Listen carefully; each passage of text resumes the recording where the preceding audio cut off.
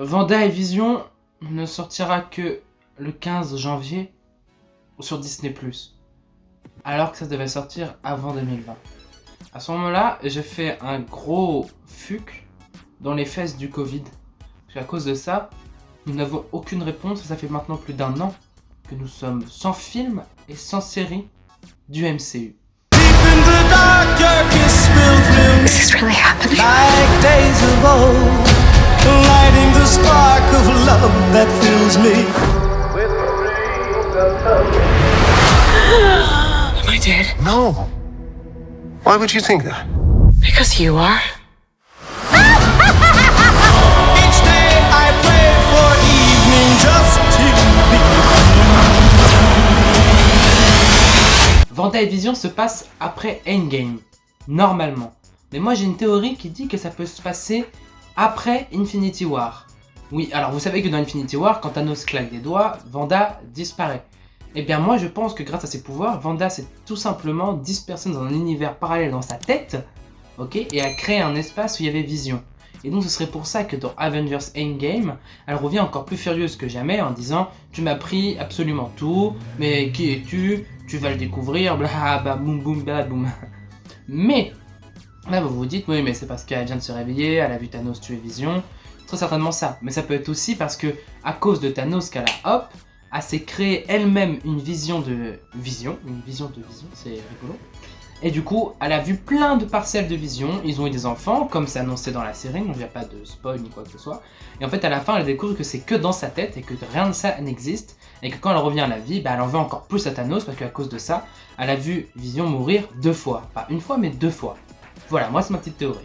La série va se passer dans les années 50, 60, 70, 80, 90 et de nos jours. Ça a été confirmé il n'y a pas longtemps par les studios Marvel que chaque épisode va se centrer sur une époque différente. Donc c'est sûr et certain, ça va se passer dans la tête de Vanda. Du coup, on va aussi retrouver Monica Rambeau, hein, celle qui apparaît dans Captain Marvel en enfant. Voilà, on va la voir adulte. Et donc on va la voir, et normalement ça a été confirmé, elle fait partie du Sword. Qu'est-ce que le Sword d'abord? Le Sword, c'est les Kree et les Skrulls qui font une alliance. Genre, c'est plus fort que le Shield, mais au niveau planétaire. Ils font une alliance pour essayer de protéger la Terre. Et donc, comme on peut voir dans la scène post-générique de Spider-Man 2, attention, spoil, Nick Fury, qui est sur Terre, n'est qu'en fait un Skrull et on ne sait pas depuis combien de temps, mais le vrai Nick Fury se trouve sur un vaisseau avec des Skrulls qui regardent la planète. Donc, très certainement, en train de construire la base spatiale du Sword.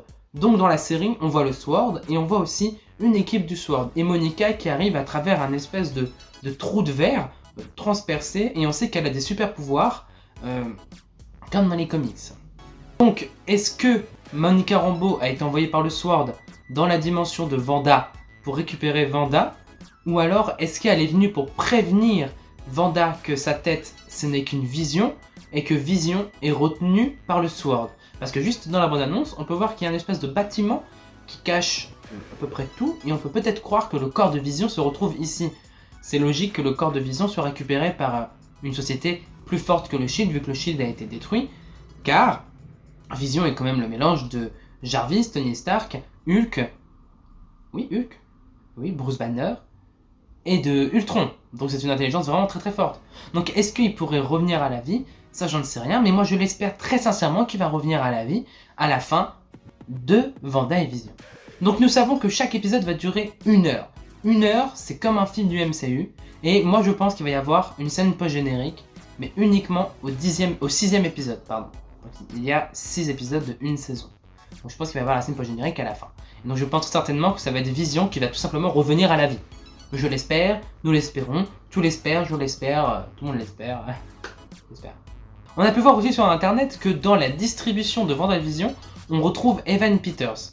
Alors, est-ce que c'est un autre personnage joué par Evan Peters, ou alors est-ce que c'est le Quicksilver des X-Men qui était avant à la Fox, qui maintenant la Fox appartient à Disney, donc à Marvel, et est-ce que c'est le Evan Peters, donc du Quicksilver de X-Men qui va apparaître dans cet univers-là? Et donc du coup, vu qu'on sait que Vanda va créer des univers parallèles dans sa tête, et vu qu'elle va péter un câble, elle va certainement créer le multivers, ou alors se voyager dans le multivers, est-ce que du coup, il va jouer un personnage à part entière où est-ce qu'il va jouer Quicksilver.